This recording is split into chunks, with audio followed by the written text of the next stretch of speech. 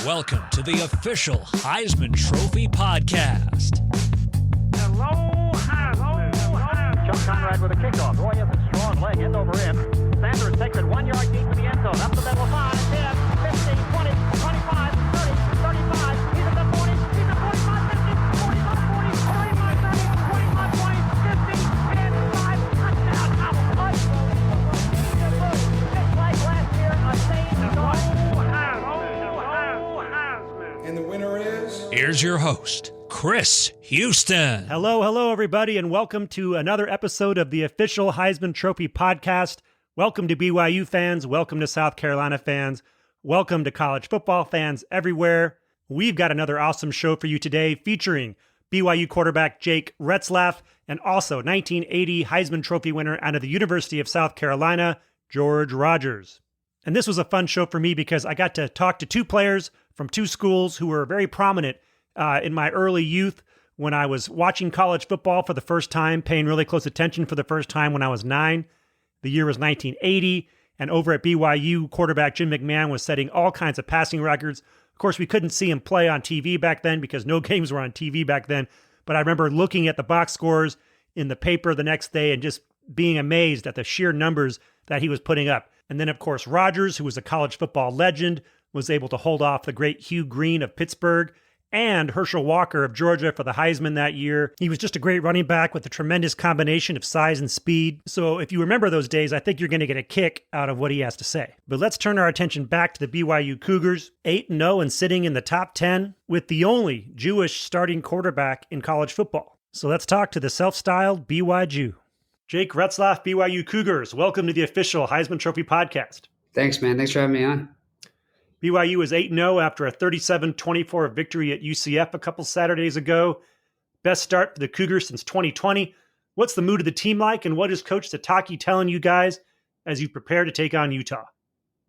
Yeah, the team's feeling good right now, obviously, but at the same time, not getting ahead of ourselves, and that's kind of the message always at this point in the season. It's about approaching each game as it is, and just.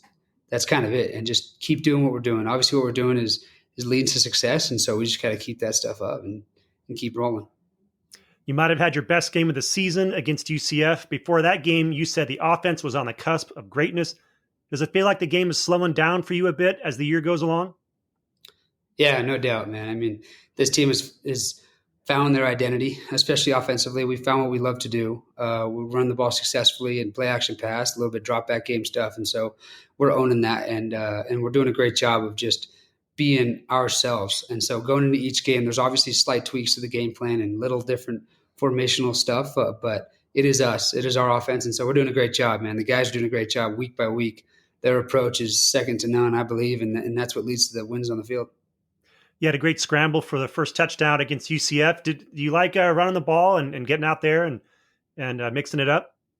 Yeah, of course, man. Running the ball is fun. It's one of my favorite parts of the game, whether it's the scramble drill or it's a QB run game and stuff like that. And so when I just saw the opening, I took off and then made a guy miss and just found the end zone. That's pretty fun there, and great way to start the game. You know what I mean? First drive of the game, it's an incredible feeling when you go down there and score and put the pressure on the team early. Yeah, you had some great cuts there to get in the end zone for sure. There's a pretty remarkable stat that says BYU is just the second college football team since 1990 to start 8-0 while being an underdog in 4 of those games. You guys were also picked to finish 13th in the Big 12 preseason poll. Does having that underdog status work in your favor as kind of extra motivation to prove doubters wrong? Yeah, I mean, this whole season, man, it was all about how bad we're going to do. But I'll tell you what, in this building, we knew what we had, and we were confident in this team and what we were going to be able to accomplish. And so we were just excited to prove everybody wrong, man. A little chip on our shoulder never hurt anybody. And so we wear that proud and doing what we're doing, man. It's been a lot of fun. Definitely looking at all that stuff preseason, like you don't go looking for it, but you definitely see it at times. And so it's fun to just kind of look at, and I'm not gonna lie, for me, it was kind of amusing. And I'm like, this is going to be fun to prove everybody wrong. And we've done a lot of that so far. It seems like the fan base has embraced that underdog status as well. There's a nice chunk of BYU fans showing up at the games all the way over in Orlando. What's the buzz like around Provo now that you guys are off to this great start? Oh, it's awesome, man. I mean, this place is second to none when it comes to the atmosphere of football games, LaVell Edwards Stadium is one of the greatest places to play a football game in the country. I believe that.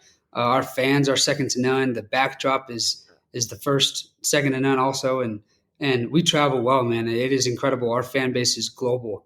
I believe if we traveled internationally that our fans would show up and fill the stadium before whoever our opponent was. And so it's really fun to go to places like Orlando and see how, by the third quarter, it was more BYU fans than UCF fans by the end of the game. And so that was a fun time. And the fans, we owe them a lot because they've done a lot for us. And then it's fun to celebrate with the fans after a great road win for sure. Going back to the start of it all, what kind of sports did you play growing up, and how did you end up deciding that you wanted to become a quarterback?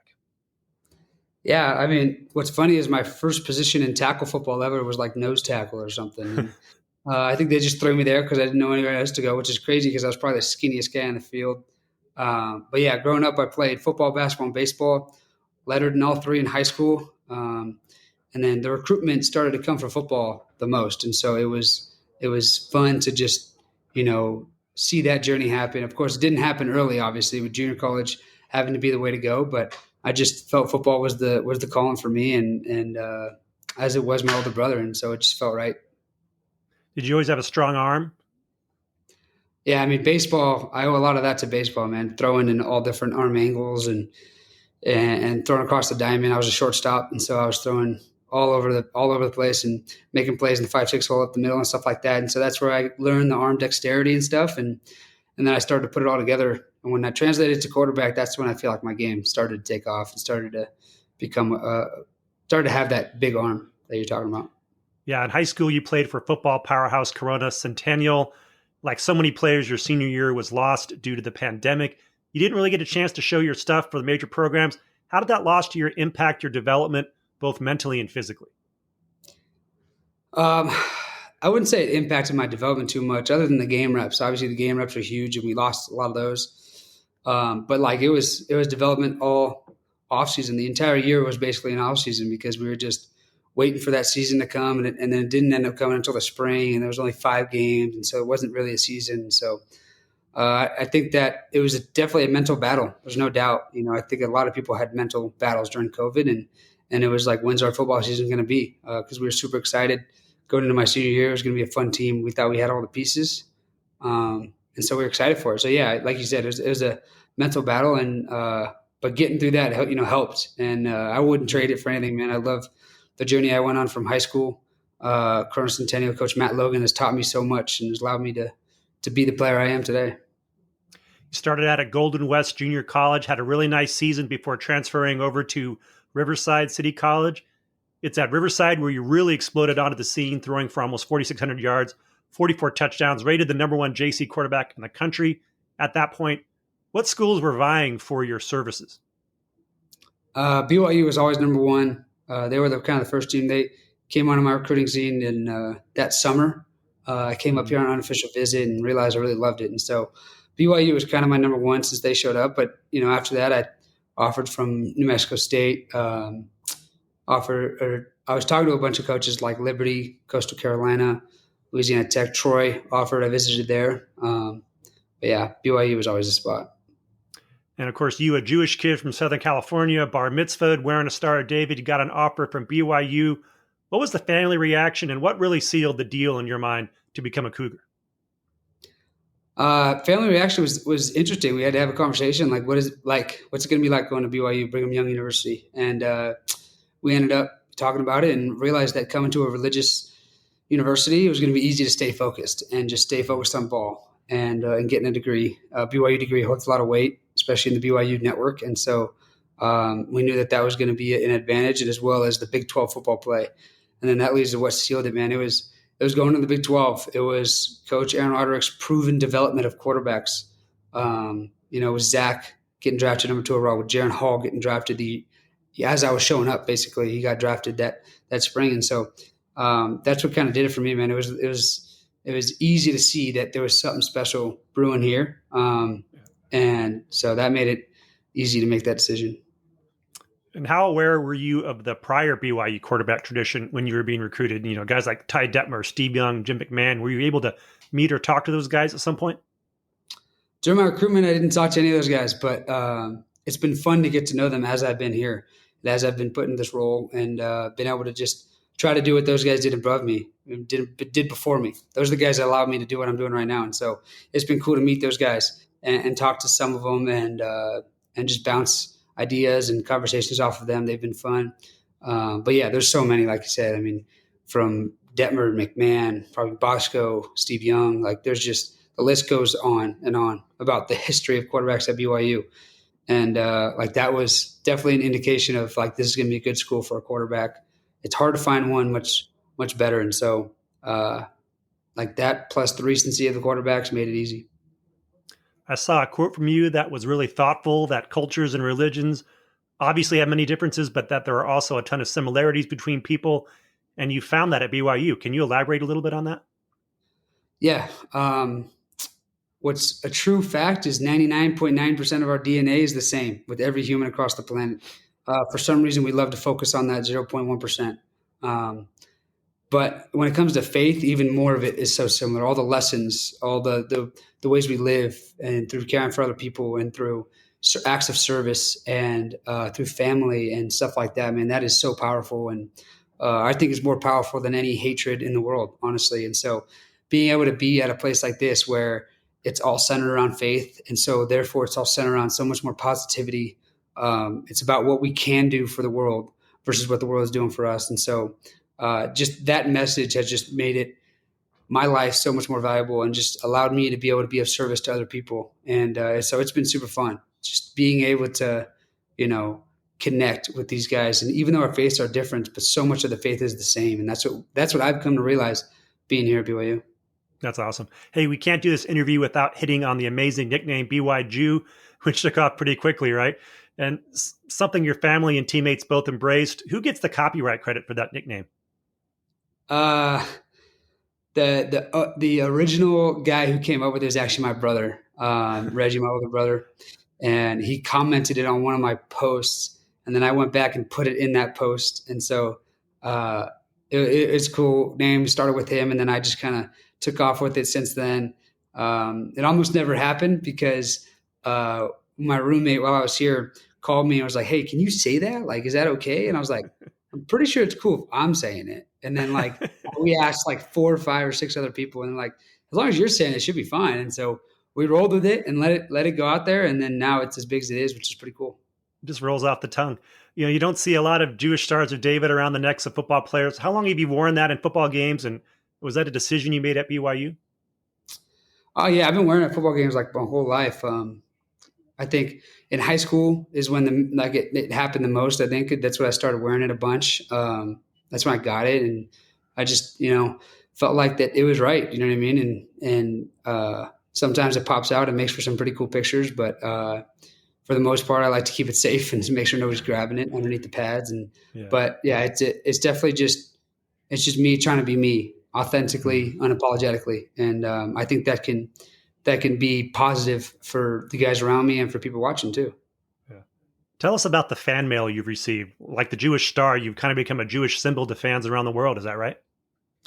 Yeah, I've gotten messages from people all over the country, all over the world, honestly. Like I've had sending love from Israel sent to me. I've had like watching from Canada, watching from all these places. And it's just like random Jews around the world who have never watched college football before. They're like, hey, now we're watching, and we're big BYU fans now too. So it's cool that we're actually kind of bringing Two-Face together even closer, and that Two-Face that honestly shouldn't have anything to do with each other, but they do in so many ways. And so it's cool to bring that connection closer together, and it's cool to see this outpouring support from people all over the world.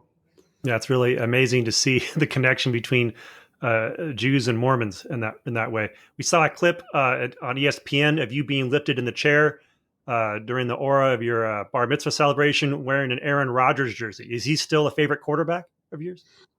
Yeah. I mean, ever since I was young, he came out of Cal and to the Packers, and I became a Packer fan just like that. And just always, when I was young, I was modeling my game right after him. And so he's definitely a guy that I looked up to for a long time and still do in a lot of ways. And so it's super cool to like see how he's playing so long in his career and doing so well. And so, yeah, that's been a guy for me that's been a top quarterback in my mind for as long as I remember. Were there any past Heisman winners that you enjoyed watching when you were growing up? and in recent years? Oh man, I remember being in LA. The recent controversial one, of course, is Reggie Bush, but that was a USC guy, and man, that was fun to watch him run all over the place. And we had little Reggie Bush jerseys run around the house, and me and my two brothers, and so that was probably the most memorable watching Heisman guy that I remember watching. What do you enjoy doing when you're not playing football? I feel like I'm a pretty chill guy, but honestly, any sports, man, I love going out and playing. Whatever sport is next, man, I'm ready. Like I said, I grew up playing football, basketball, and baseball, and so I'm down to go play any of those. Down to go play pickleball as pickleball blows up. Got into the golf a little bit this off season, so golf is fun. But yeah, I mean, just playing outdoors. I think from Southern California, the beach has always been a favorite of mine. So that's just kind of me and in a nutshell. Have you had a chance to do any skiing, or is that just one of those things you can't do now that you're playing football? Yeah, no, it's I haven't been able to get to it. I've spent 2 winters here now, so you'd think I'd be able to, but maybe at some point I'll go do the easiest slope up there because there's some sick skiing here in Utah, but I don't know how much Coach would appreciate that. I hear you've made a claim that you're the best ping pong player on the team. Is that true? Oh, 100%. No doubt about it. I'm number one. And any of those guys who says anything else, they can see me in the locker room because we got 2 tables in there. So I take pride in those skills that I've developed. You heard it here first, fellow BYU Cougars. It's Jake Retzlaff is the number 1 player for ping pong. Thanks again for coming on the official Heisman Trophy podcast. Good luck against Utah and the rest of the season. Appreciate it, man. Thanks for having me on.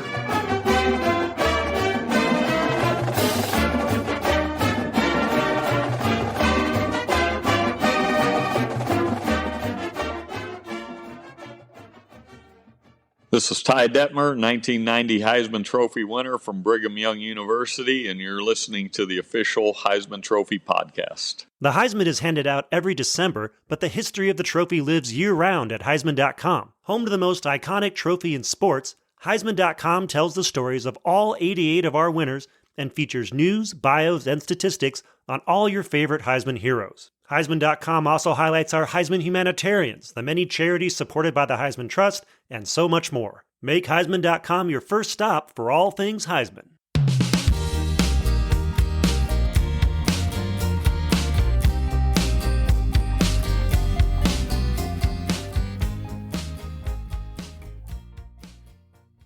We are here with George Rogers, 1980 Heisman Trophy winner out of the University of South Carolina. Mr. Rogers, thanks for coming on board. Hey, good to be here, man. I'm anxious to get started with you. Yeah, I want to go all the way back to the beginning when you started out in Duluth, Georgia. Or I guess you started out in Atlanta, but you moved to Duluth and you grew up in Duluth, went to Duluth High School. Yes. And, you had a famous coach there named Cecil Morris. Cecil Morris, boy, did he get me right. Ooh. I got jacked up and everything. Well, what I'm curious is, you grew up to be a 6'2", 230-pound running back. What was so key to your development physically, do you think, growing up? Like, did you run track? Did you play football a lot? What was you better believe I ran track. I guarantee it. I hated it too, but it helped me. It helped me with some of my speed, but that mile relay didn't help me none. I tell you what, I had to run the mile relay, and I throw the shot put, and I throw the long jump. Now, those were the 3 things I did, and I ran the mile relay at the end of the track. So you did the quarter. So basically, you did one lap around. One lap around. One lap around. You give me your best shot. You give me your best shot. And I don't care how bad you come in. Your legs is really burning when you get through that last lap. Yeah, that they say that last turn, right, is when the elephant's on the piano's on your back, right? What you talking about? You know what though? Then you try to go and catch somebody, the piano's already done got on your back. So it was a fun ride, to do the track thing, and I had a good time doing it. Yeah. So just as a little kid though, were you were you a Pop Warner legend, or what were you doing? Oh man, was I good when I was a Pop Warner? That's when I played my best. And then I think I think I was in about the 4th grade, and I played until I was in the 5th grade, and I didn't play no more until I was a sophomore in high school. Okay. The living wasn't that good. My mom, we was moving several times from different place to this place to that place to that place. So I never was comfortable. And then my mom figured out that, the only thing he can do is play football. And he might be a little bit smart, but he wasn't real smart. But she let me go live with my aunt in Duluth, Georgia. And down in Duluth, I didn't get picked at for wearing bad clothes, not having good dress clothes and stuff like that. So I was real comfortable. Mm-hmm. And Coach Cecil Morris jumped on me one day, and after that, he didn't have to jump on me no more. I was ready. So you came out as a sophomore and to play football, and were you put right away at running back? Oh, I was running back. I was running back all the way. Yeah. And I played defense too. Defensive end, but we just needed running back so bad he told me I couldn't play both ways. I got to play. We'll have you for just offense. Yeah. Yeah. Well, this was the era of the great running attacks. So you were talking, gosh, this has got to be 73, 74 when you were a sophomore, because your class of 77. I think I was 70. I think it was 76, 77. 76. Okay. 76, 77. Yeah. And then I'm going to tell you, man, boy, what you talking about? I was running that ball. I was running every down. I mean, wasn't no other way. One way, right? One way, and that was my way. And I was getting it too. and Coach Morris was a hell of a coach. He really was, man. He saw in me what I didn't see. And at the end of the day, I did pretty good. Yeah, and it seemed like this was the era when big backs like you were starting to really get into vogue, because you had Earl Campbell and Ricky Bell. Oh, man. And then you were like the next, part of that group. And then later on, you had Herschel Walker and Marcus Dupree and Keith Byers. Oh, man. Yeah. You were right. You named the right ones. I know that. Herschel Walker was a bad boy. Herschel Walker was a bad boy. Yeah. And he's a character that shows up later on in the show here. Man. But so you're this big, speedy running back in high school. I wouldn't say with all that much speed, but I had enough to get by. Speed for your size, right? Speed for your size. I was about 220, 225. Yeah. I was good size, and you ain't gonna bring me down without no fight. Right. So you had to do what you had to do. So what kind of year did you have as a senior in high school? Oh man, I had 2,500. Well, actually, my junior year, I had 2,500 yard rushing and 36 touchdowns. Wow. Yeah, that is wild. I'm looking at myself like, and then we went up a notch. I instead of being Class B, we went to Double A. Okay. And I think I ended up having maybe like 1,600 yards then. Okay, wow. But so you were wanted by everyone in the world, in the college football world. Tennessee and Georgia Tech and South Carolina were your final three. Oh, man. Who were some of the other schools that called as well? And what were any funny stories in your recruitment that you can tell? Oh, you know what? Everybody thought I was going to go to Georgia Tech. I had no plan in my mind going to Georgia Tech. That's about 20 miles out of Atlanta. And I was like, ain't no way in the world I'm going to stay at home. Right. Because I wouldn't go to school. I knew I wasn't going to go to school because, I can have all the people around me. I wanted to go not far out of town, not far as Alabama, not far as Tennessee, but Columbia just fit right there. Yeah. I mean, 3 hours away, 3 hours, 15 minutes away was good enough for me. I loved it. And then the coach said, son, you come here next year, you'll be starting.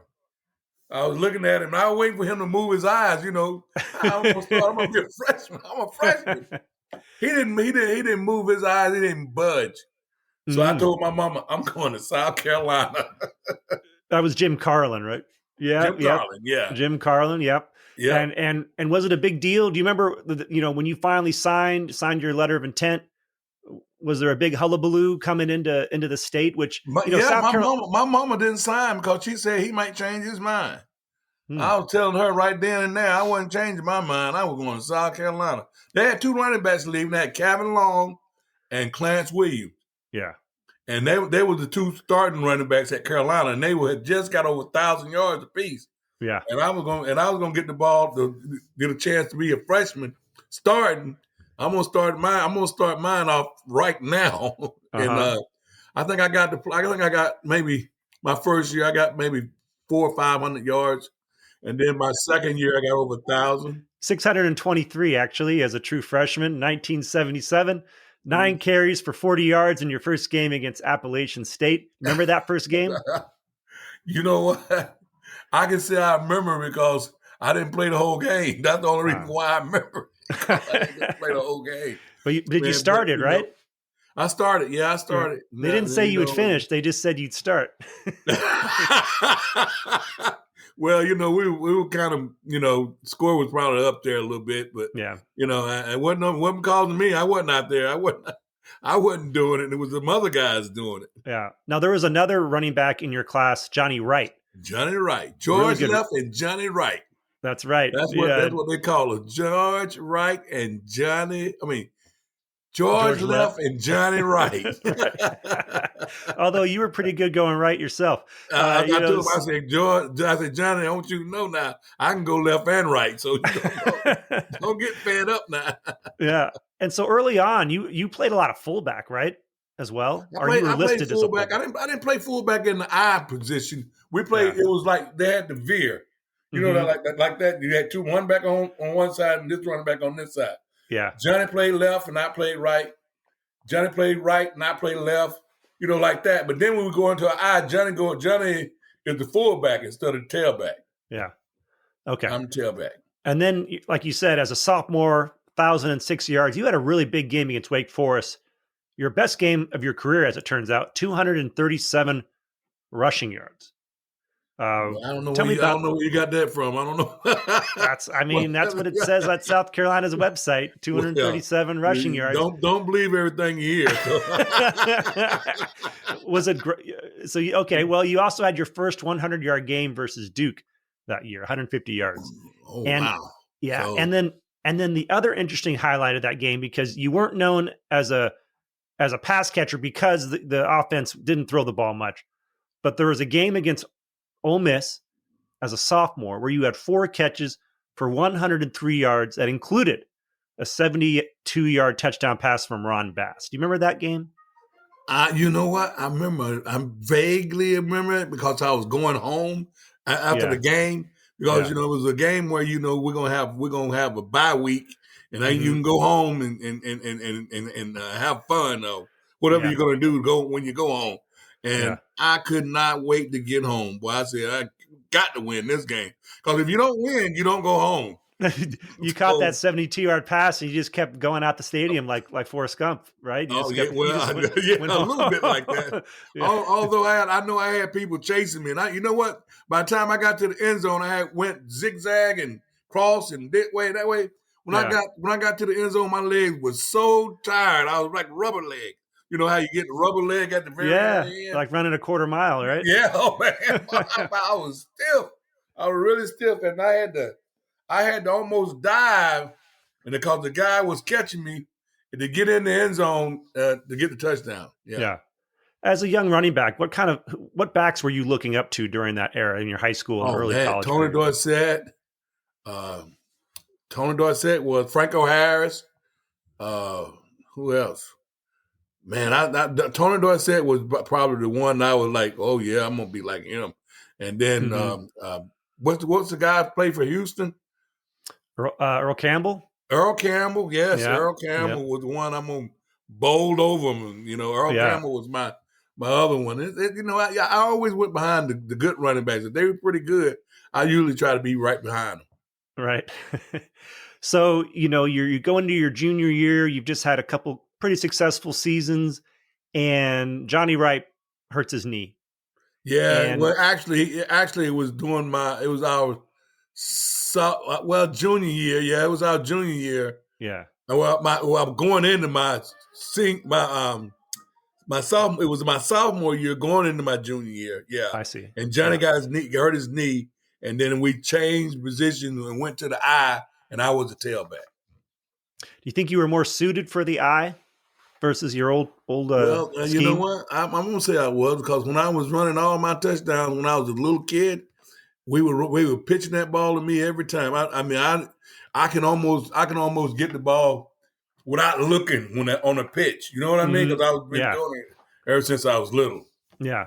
And what was the trick? What was the trick on that pitch when you were as the tailback? Who were you looking at downfield? Who are you keying on as far as like if this person went this way, you went that way? Oh, I'm waiting on that cutback. Oh Lord, I'm waiting on that I'm waiting on that cutback. If I see you trying to get out there outside real quick, I will cut back on you in a heartbeat. Yeah. And when I cut back on you, I'm cutting that away. I'm going to be, I'm going to slicing it.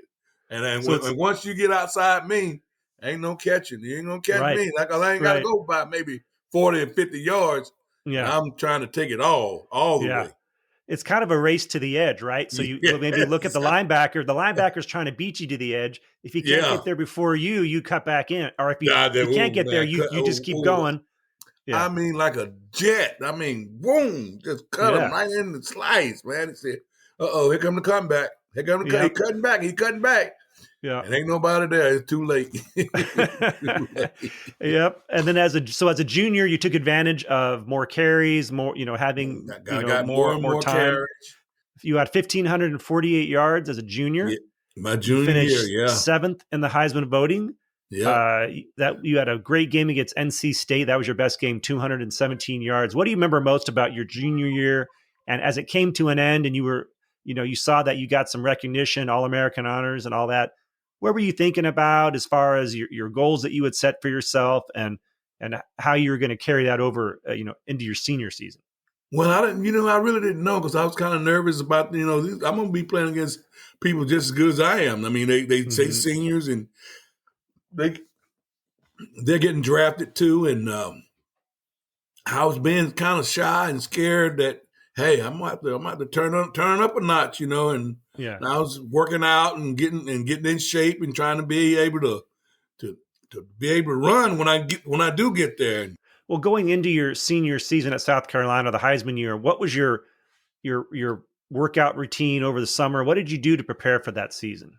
Well, I went back to Duluth and I was running from my little house that I had that we called in Duluth. All the way across, all the way down to the high school, all the way down by the hospital, all the way around the hospital, and all the way back to the hills of Duluth. Yeah. And that was my run. And that's about like a 5-mile trip of running. And I mean, I'm talking about for real. I ain't talking about just playing. That's pure running. I stopped every now and then. But then when I started back running, and that thing right there was a long walk. Yeah. I mean, long walk. That was a long run. Yeah. I didn't know how far it was until I started, measuring it when I got older. And I said, I ain't quit running yet. Let me see. Now, back then, you were pretty much responsible for your own workout routines and your own preparation, right? No doubt, I was, and I was running a lot too. I was running. And then, the thing that come in hand is those gassers when you run across, and then stop. Those right there get you. Now, that ain't running. I can run miles and not get tired. But when you start running them gassers and that wind come real fast and you breathing real hard, that's what hurts. Especially in that humidity down there. Oh, man. What you talking about? Ain't nothing like South Carolina's, though. Right. I'm just glad I wasn't. I'm glad I wasn't with South Carolina's because, it gets hot down here during summertime. When I'm talking about hot, you can see the heat waves coming off the ground. Mm-hmm. Yeah. Do you ever think what it would have been like? In this modern age, they have the strength coaches and everyone. There's really no time off. Everyone's working out even during the summer as a team. Oh. If you had like a more targeted strength regimen, or a lot of the other guys back then too, obviously. Oh, I probably would have played longer.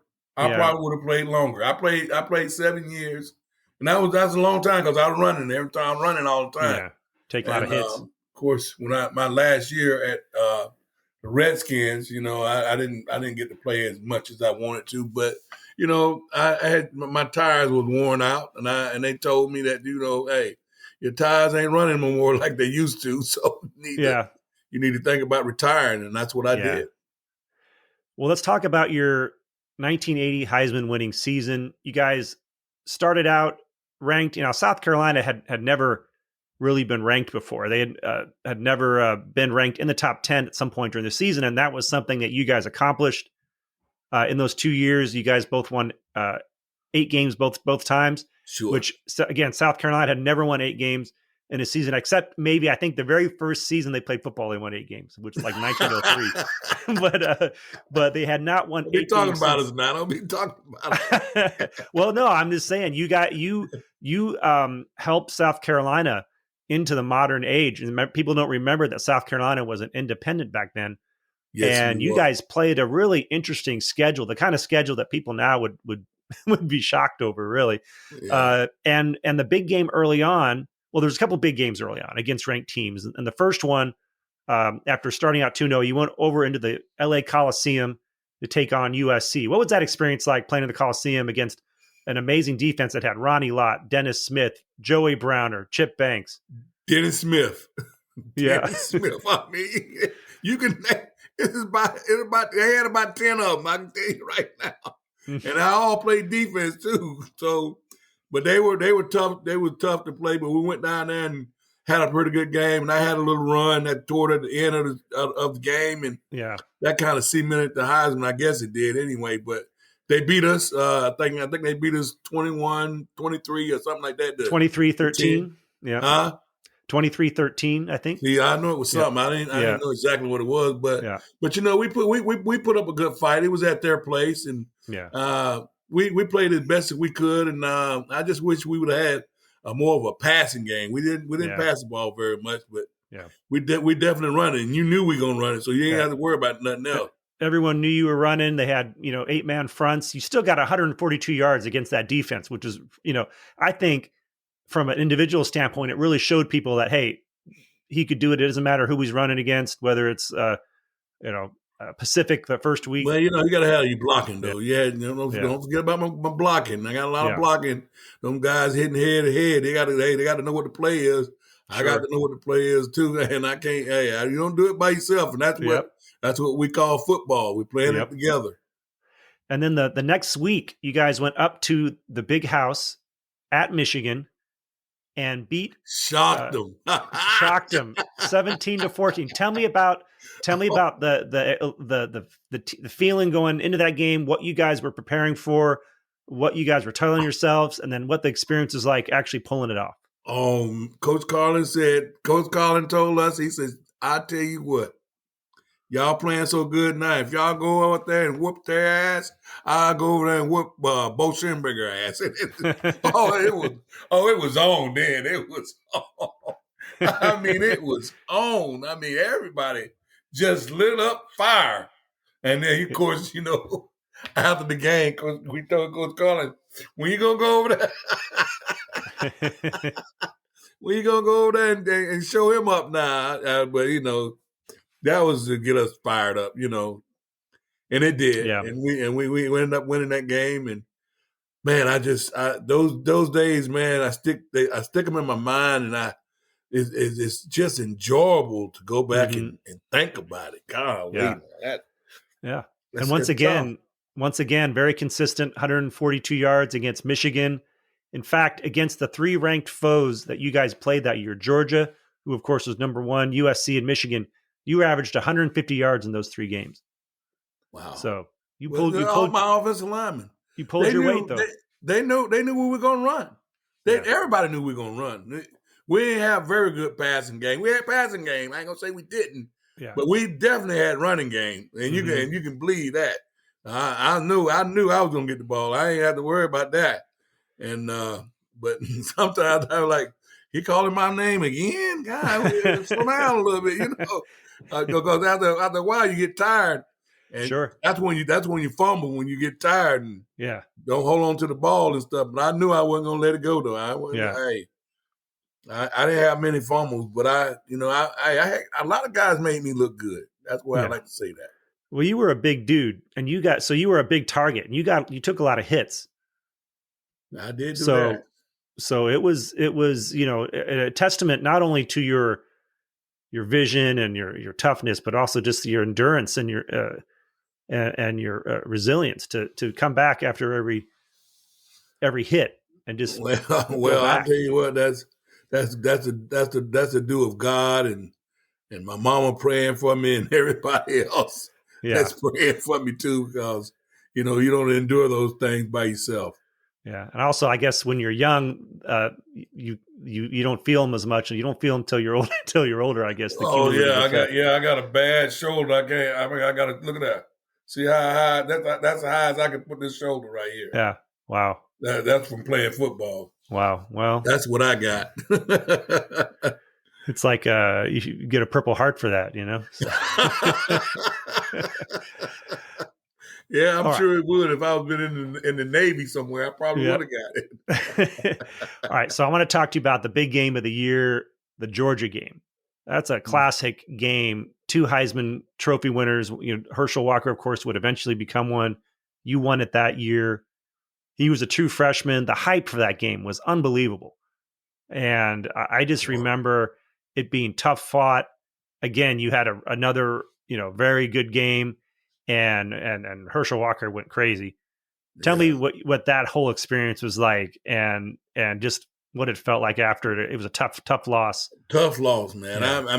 I had even when we played Clemson, who's our Navy, who they are a rival anyway, and we lost both of them. We lost to Clemson and we lost to Georgia. And Herschel Walker deserved everything he was getting, and I might deserve some of the stuff I was getting, but when you lose, you lose. That ain't no way of trying to put that together. But I had a lot of people thought I was a pretty good running back, and they hung in there with us, and eventually we stayed in there and we got the Heisman Trophy. Yeah, we didn't get nothing else. We got that, and we certainly didn't win a bowl game.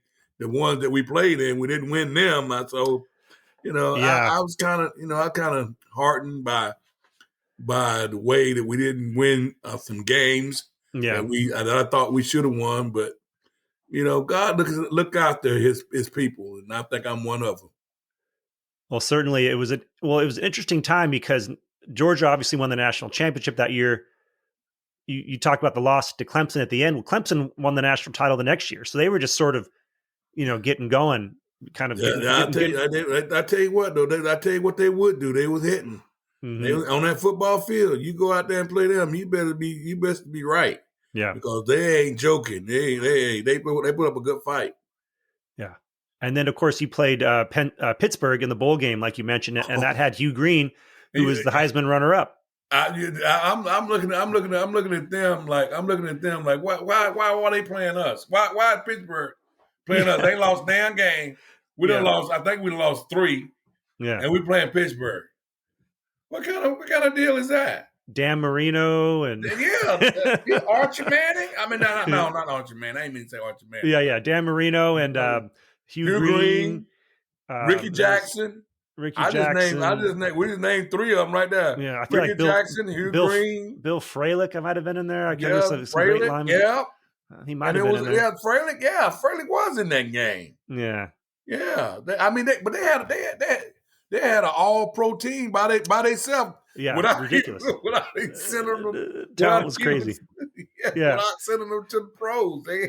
But so look at the schedule is ridiculous. So you played USC, Michigan, Georgia, Clemson, who's on going to win the title the next year, and Pitt.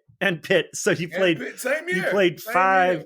Yeah, played 5 elite teams in the same year, and that's sort of, I guess, the outgrowth of being an independent, right? Right. You can play anybody you want to. Yeah. But maybe we should have got in a conference and played the ones that we supposed to play.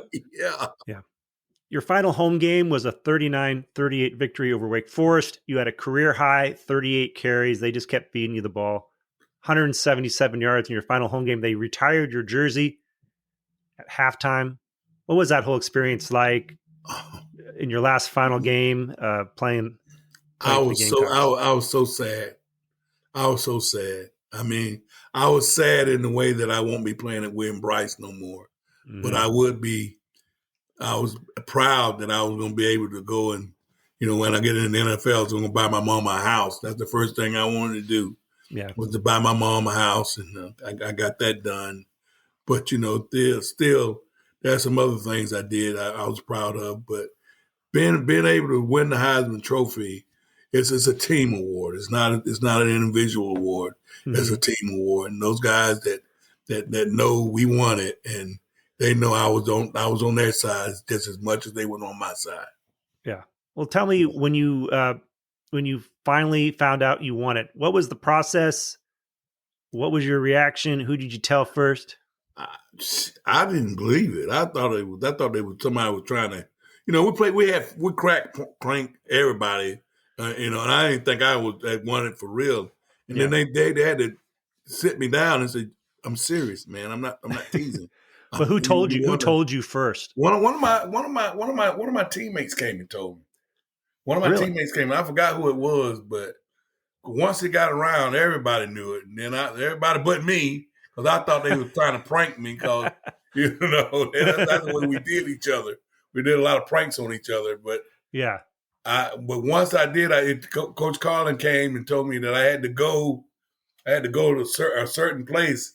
Then I started realizing I might have won it. And then then they threw me off again because they told me there's 3 other people down there too. So they didn't want me to tell nobody that I had won it already. Yeah. So I had to wait and see, and then I was the only one down there as they come out. They came to be. But I was proud, and I was proud of my teammates because they work real hard about running the ball.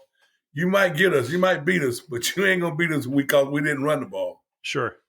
Yeah. I guess one of the good things about always running the ball is that you get really good at running the ball, right? I mean, it's like you can say that. I mean, right? yeah. I mean, it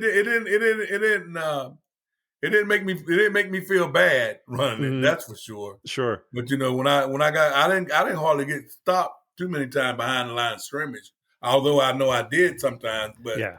My offensive line was proud, and we went forward. We didn't go backward very much. Yeah.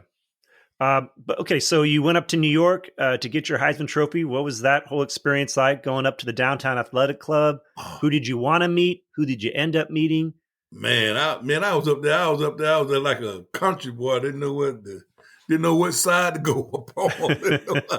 They had me going this place and that place. I was like, man, y'all moving kind of fast now. I don't move like this now. Y'all, I'm in New York right now. They come on. I'm like, wait a minute now. And but it was hard getting used to. Get upstairs and get changed clothes. We got to take you here. We got to take you there, and then go upstairs, change your clothes. I'm like, yeah. Hey, time out. Yep. Very, very fast moving. I suppose. Very fast moving in New York. Yeah. Yeah. And well, who were some of the winners that you met at the banquet after you won? Billy Sims, Tony Dorsett. Oh, them are the ones that come right to mind. And I know a lot of more of them. But I got to see it on paper though, because yeah. But I know there's a lot more of them come because I even go to it and I even vote for them too. Sure, but I know a lot of them. My memory is just not very good. Yeah. Do you remember do you remember your speech that you gave to the gala at all? Do you remember what you said? I said thankful for my teammates and the friendship that I made with them, other than football, and that thank my mama for having me, being able to play football, and just to accumulate all that with the bringing up, because we didn't have very much. Yeah. The times when we didn't eat and things like that. That happens, and it did. But by my strength and my mom's strength, we were able to pull through some hard times. Yeah. Well, I tell you what, you came back from New York and you were probably the most famous person in South Carolina, more well known than the governor. You were honored by the state legislature. You had a street named after you in Columbia. Later on in 2015, they added a statue. There's a George Rogers Avenue in Duluth.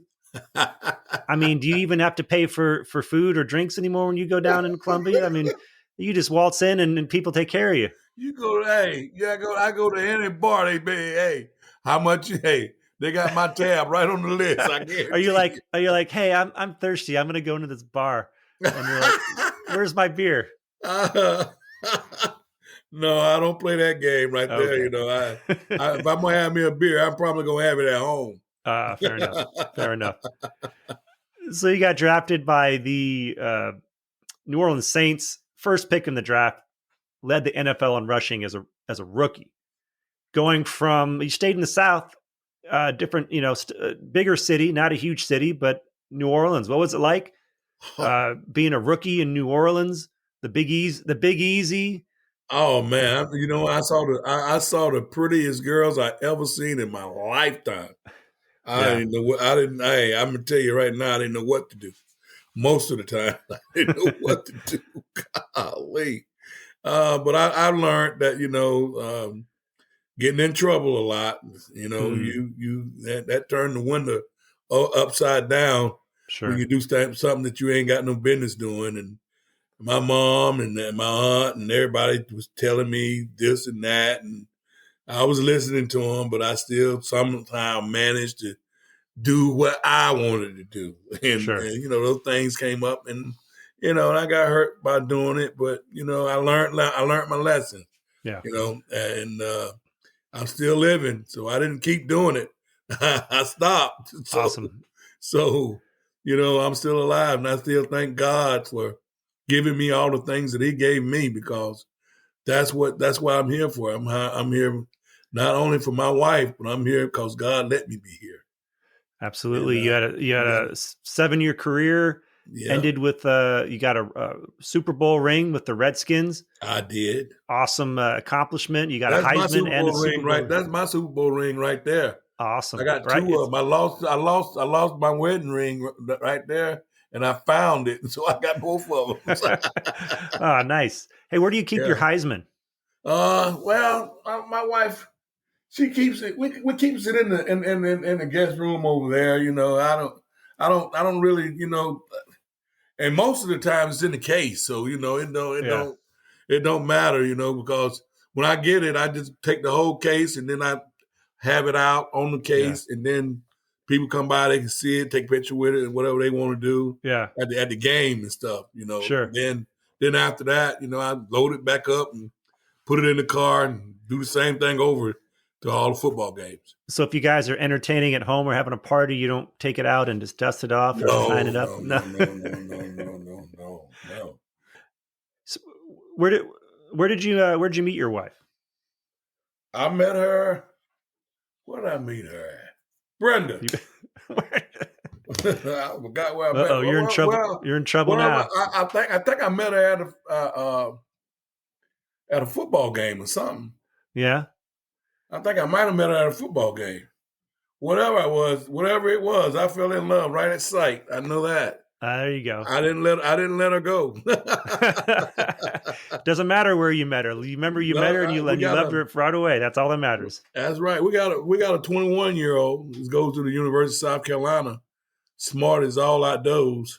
Nice. And he's a golden light in our eyes now, being that our other kids are grown.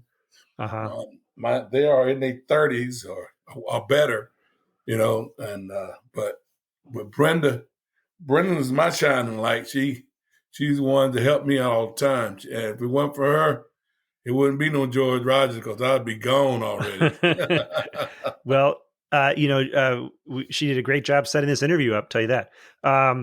We did talk about earlier before we got online here, the George Rogers Foundation. From a very early start, you were involved with education and giving back. Tell us about what you do with the George Rogers Foundation and how people can help out.